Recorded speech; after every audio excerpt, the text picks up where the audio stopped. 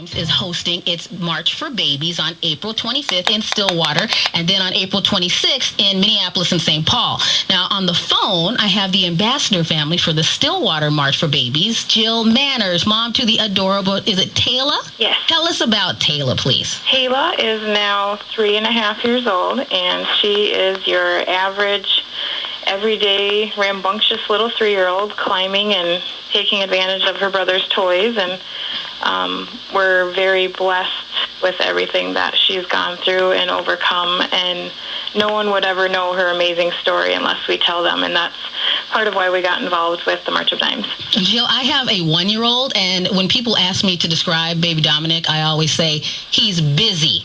Would you say that Taylor is a very busy 3-year-old? Definitely.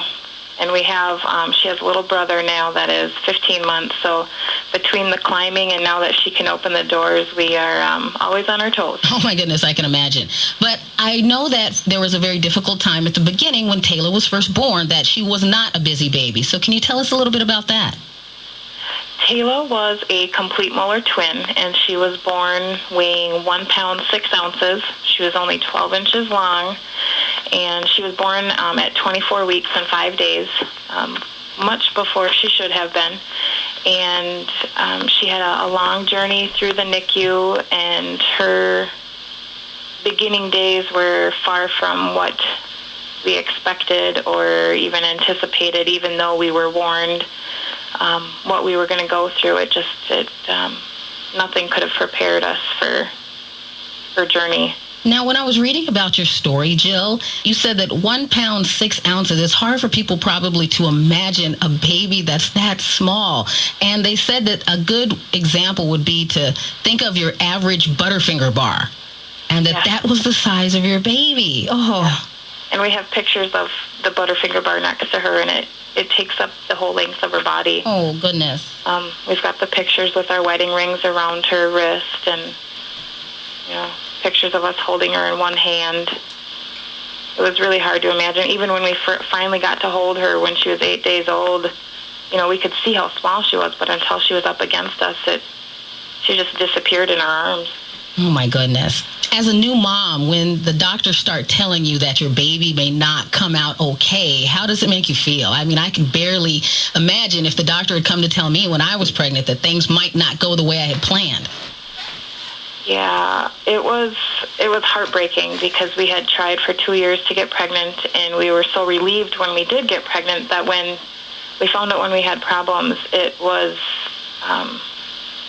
shocking. It kind of stopped us in our tracks, and we didn't really know what we were going to do or what was going to happen, and we just had to wait and hope. What was the first thing the doctor told you?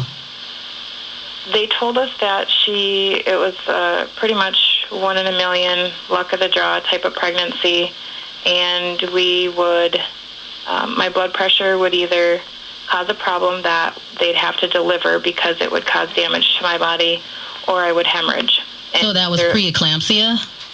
Yep, the type of pregnancy that was with Taylor, because she was a twin, it was a molar pregnancy. The molar pregnancy is like a giant placenta, and the placenta is the reason that you have blood pressure problems. So I was an extreme risk for that, and that indeed is what happened. Is my blood pressure, it changed overnight. I was completely fine. It hadn't been elevated at all, and then the next day she had to be delivered because my organs were shutting down already. And that was only 25 weeks, so everybody need to remember that babies normally stay in there for 40 weeks, so that must have been incredibly scary, Jill. It was amazing, but we had a lot of help. The neonatal intensive care unit was amazing.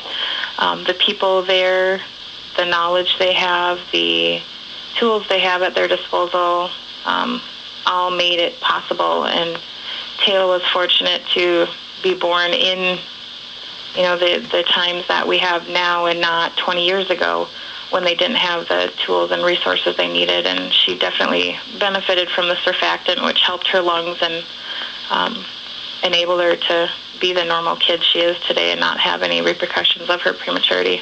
And the March of Dimes definitely helped your family. Tell us how they actually were able to make a difference for you. For us, they have really helped with the development of the surfactant. They also do parent support. and education for staff. So we benefited from all the education they've provided for staff that's out there, and the resources that are available to us, especially online. And that's a goal of our family this year, is to bring that back to the NICU and let people know that the March of Dimes does have support online as well. And then there are other things that they can do. There's a Share Your Story portion of the March of Dimes website and a blog for parents to relate to other parents. It's hard to find someone else that has had a premature baby. If you've never experienced that, or there isn't one in your family, it's hard to relate to a normal child that was born healthy and at term, and be able to compare stories. Or, it's not just a simple walking in to see if your baby is breathing like every parent does. So the blogs actually that you could find at the March of Dimes website helped you guys out a lot? We unfortunately did not know about it in the NICU, and in that moment you're so busy and so overwhelmed you don't really even know to reach out or to ask for help. So that's kind of been a goal for our family, is to bring that back and make sure that those parents know about it. Not every NICU in the state has those special kiosks that the March of Dimes has available, and there's programs and grants that they could get to get that involved in their hospital if people are looking to do that as well.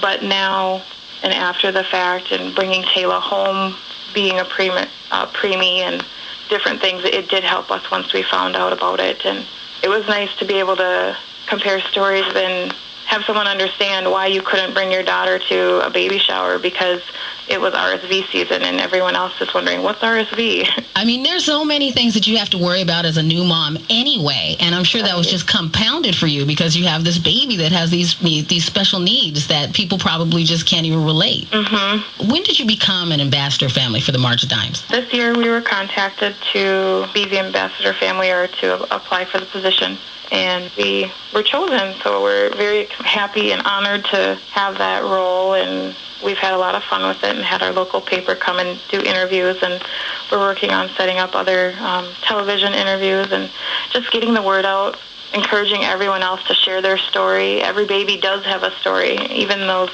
your term healthy babies.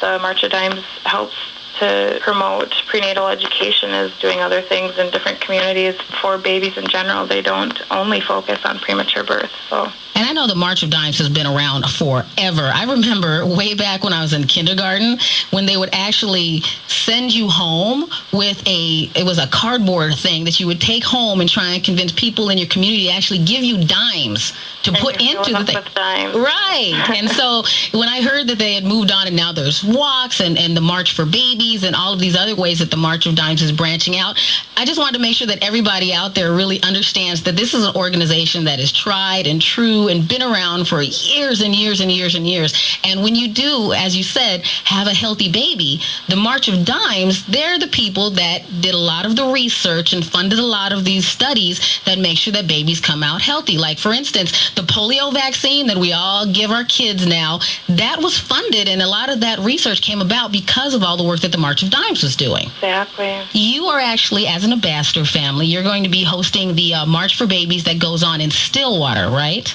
Yep. And that date again is? April 25th.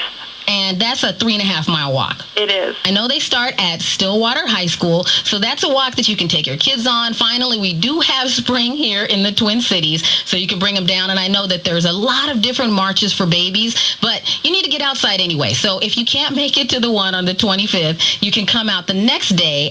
There's the Minneapolis Walk. That's going to be at Parade Stadium. And then I know there's a St. Paul Walk also, isn't there? Yes, there is. And that's on Sunday as well. If you had to leave potential parents out there with one thing about the March of Dimes and why it's in their best interest to get involved, what would that be? It would be that every baby has a story.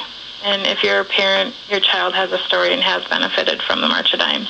And there's, ways to find out how they've benefited. Have they been in a NICU, or what vaccines have they received? Other research that's been done and grants that have been given to different communities. People don't really know about it until it directly kind of shows up in their face or they look for it. But every baby has a story.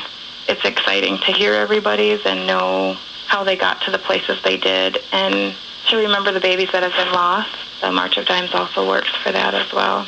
Jill, thank you so much for sharing your story with us, and we're so glad that Taylor's story ended up being a happy ending. And Jill, I applaud you for having 2 little ones at home right now. I'm surprised you even had the energy to talk to me today. We do our best. That's Jill Manners, the 2009 Ambassador Family for the Stillwater March for Babies. You can always go to our website, b96hiphop.com, for more information, or log on to marchforbabies.org. B96 in Focus will return after this. Do you know why you get dark circles under your eyes? Because blood leaks out of your capillaries and